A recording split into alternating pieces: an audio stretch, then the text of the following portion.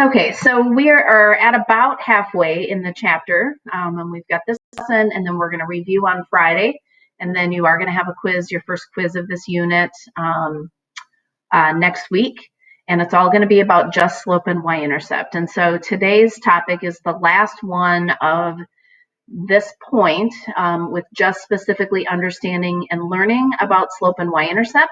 And today we're going to talk about it from finding it from 2 points. But in terms of this particular problem, last week we talked about finding slope and y-intercept from a table. And so what we can do, remember, is we figured out what the pattern was going here in this column, right? And what do we notice is happening to go from -4 to 0, 0 to 4, 4 to 8?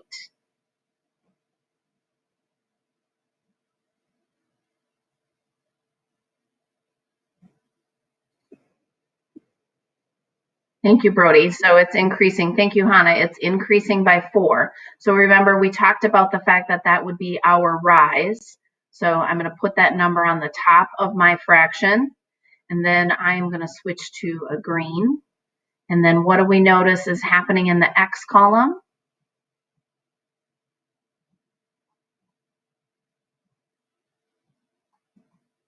Yep, increasing by 2, right? So that's our run. So because this one is increasing by 2, and that's our denominator. So we could keep our slope as 4 over 2, or if you recall, we've talked about simplifying them. This could turn into 2 over 1, or you could just have it as 2. So that's the slope. So, and then remember, we also talked about the y-intercept, and the y-intercept is super easy. You look for where 0 is in the table, and then you would type in that your y-intercept, mine looks a little different because of the program I'm using to record, but my y-intercept is 0, 4. Okay, so take a look at what you did on slide 1 and see how well that you did. Give yourself a little pat on the back for doing the best that you can. And then remember, anytime that we do something on a slide here, it's a really good idea for you to copy what you see on my slide. You could always even use your own device and take a picture of it so you have it to refer to as we are working. Okay, so I'll give you just a minute to take a look at your slide 1. Copy that down and then move up to slide 2 and give yourself a pre-score of today's lesson in terms of today's learning target.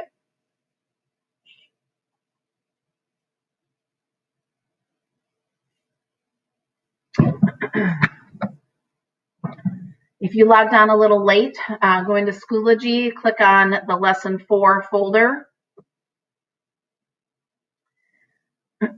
Open up that Desmos, and this is slide 1 that we just did, and then go ahead and go to slide 2 and rate yourself.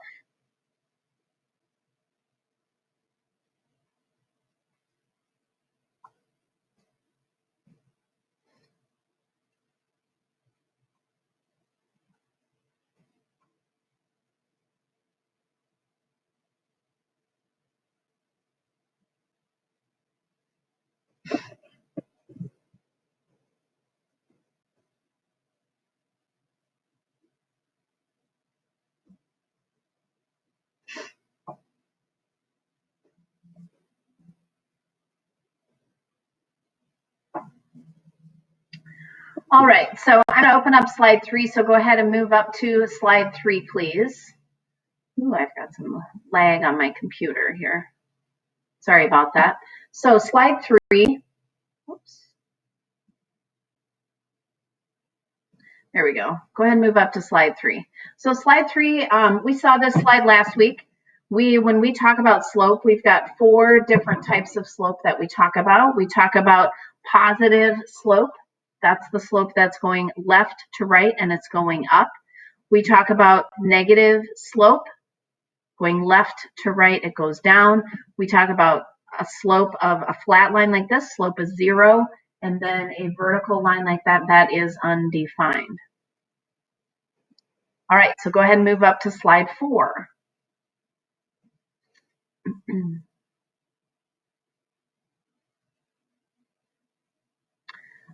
Jocelyn, Jesse, you should be moving up to slide 4, please.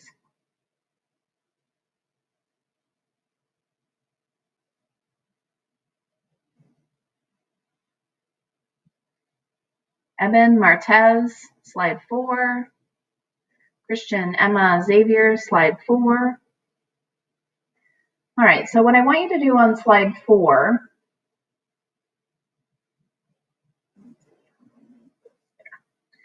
what I would like you to do on slide 4 is click on that little dot where it says m equals negative 2.1. There's like a little blue dot in there. Go ahead and click on that and then drag it left and right. And then what do you notice happens as you take that little dot over there on the left-hand side? What happens to the graph as you move it left and right? Go.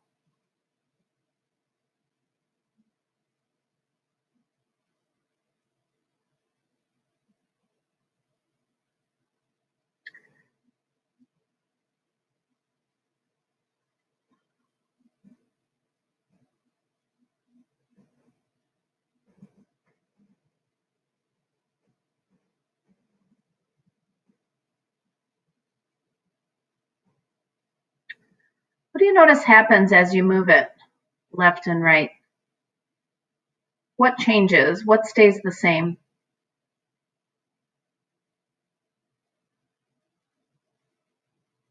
What do you notice?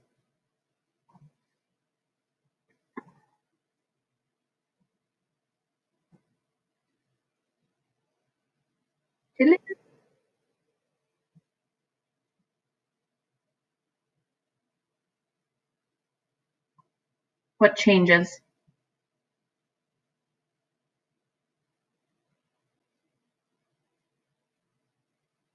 Yeah, Alejandro, what about the line? What do you notice? What's happening to the line, you guys, as I take that blue dot and I go further to the right? Oh, it can go clockwise if I switch it, moving it to the left. Yep. As I move this blue dot further to the right, what's happening to the line?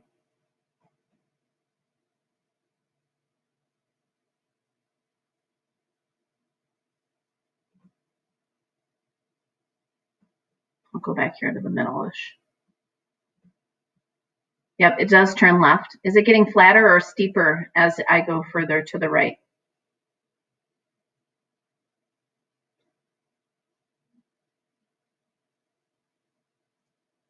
Meaning, would it be easier to climb up or harder to climb up as I go more right?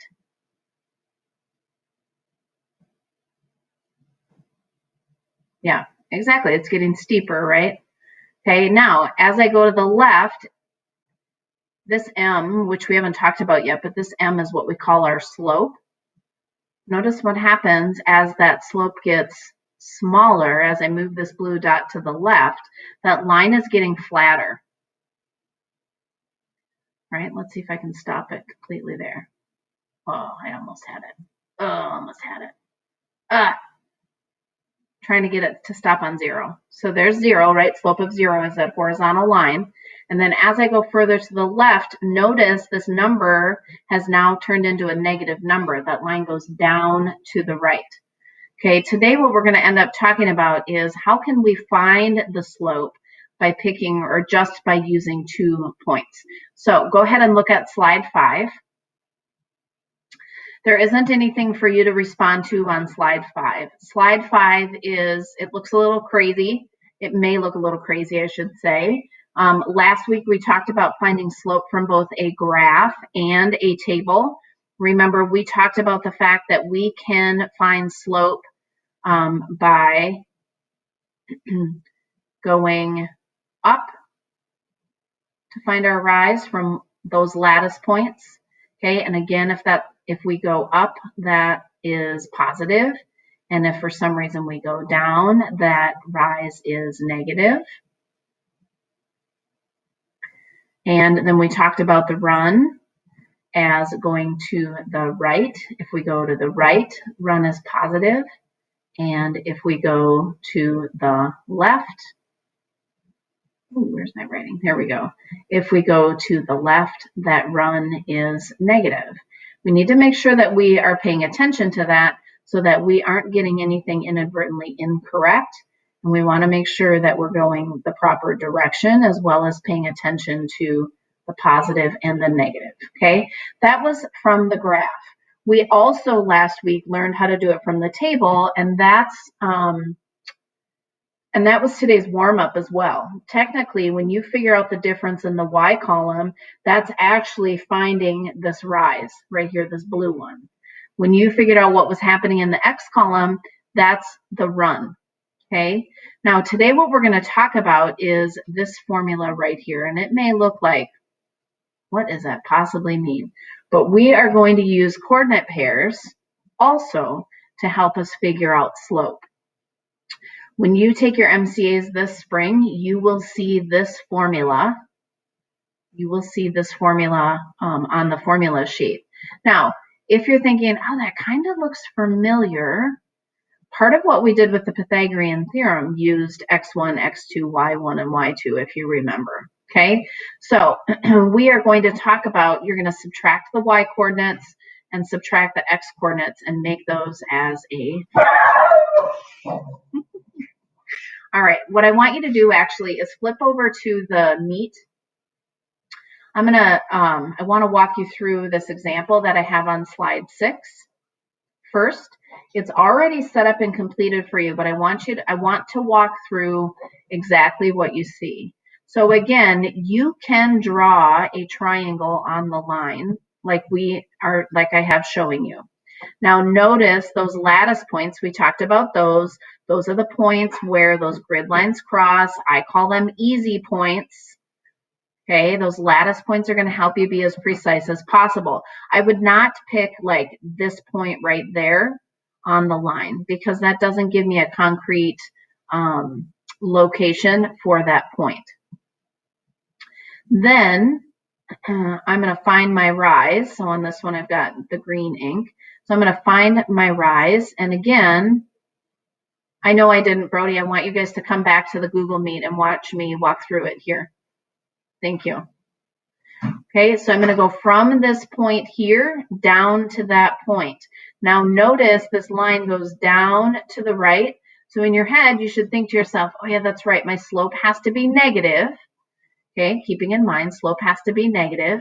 So I'm going down. Notice that, whoops, why did you just move that? What's a picture? So if I go down, I count the number of lines, 1, 2, 3, 4, 5, 6. There's my -6. And then I went to the right 2. Okay, -6 over 2 gives me that -3. Now, this example that I have over here on the right-hand side is showing you how this works with the coordinate pairs. This coordinate pair right here is the coordinate pair -2, 7. That's my first point, -2, 7. And then my second point is right here. It is 0, 1. And so you can use the formula also to find your slope. I can do 1 minus 7, right? Working backwards, 1 minus 7. There's my -6. And then I do 0 minus -2. And there's my +2. And then when I simplify them, that becomes -3. Okay, now you don't necessarily have to use the coordinate pairs on that formula, but it certainly will save you time from sketching a graph and then drawing the triangle for it. Okay, so again, it's just like when we use the Pythagorean theorem. You're going to subtract the y values and then subtract the x values and then write that as a fraction. Rise over run, rise goes with y's, all those little acronyms, okay? So slide 6 is open. Again, there isn't anything for you to do on slide 6. Okay, it's just an example slide for you to go back to and to reference. Okay, again, you can subtract the y's over subtracting the x's and then get your solution there. Okay. All right. So I'll open up slide 7. I'm actually going to walk through slide 7.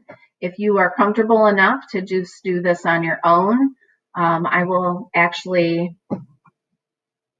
I'll stop limiting you, but I am going to go over slide 7 here on my screen. And if you want to follow along with me, please do so, and then I'll give you time to actually copy what I have on my slide. Now, personally, I'm going to actually use the formula, this y2 minus y1 and x2 minus x1, okay? So the first thing that I'm just going to do is I'm going to write my coordinate pairs in that workspace, and that's just so I can do some additional writing regarding, what is that? Regarding those coordinates.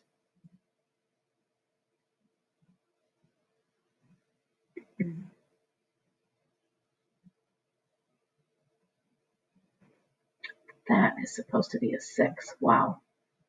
All right. 6. Maybe I need to write slower. 11. All right.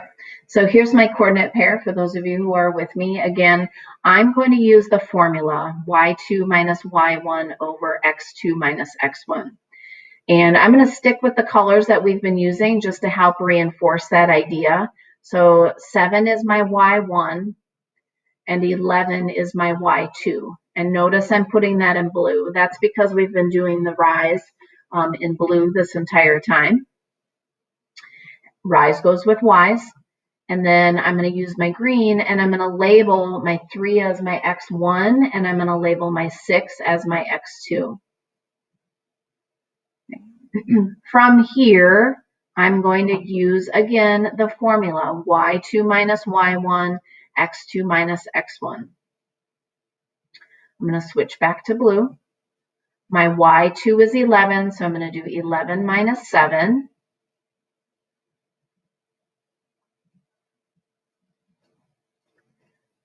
And then in the denominator, I'm going to do my x2 minus x1. So I'm going to do 6 minus 3. 6 minus 3. And then from here, I'm just going to simplify what I have. So I know that 11 minus 7 is 4. And I know that 6 minus 3 is 3. So I'm going to switch that to green.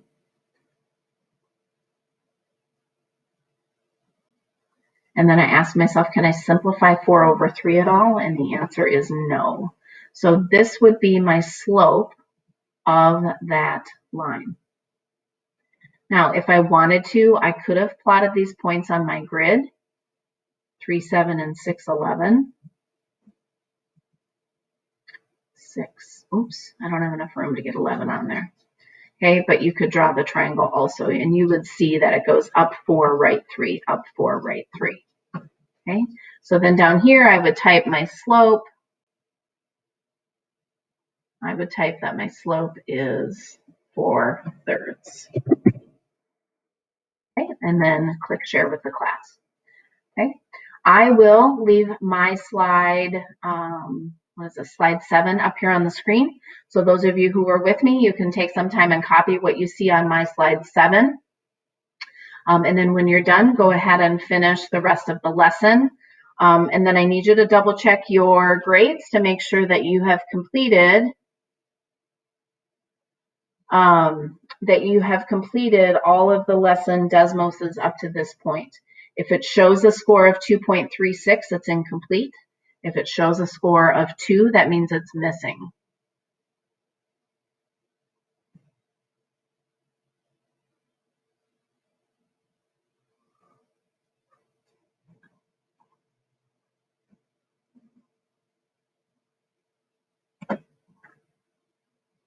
Stop recording.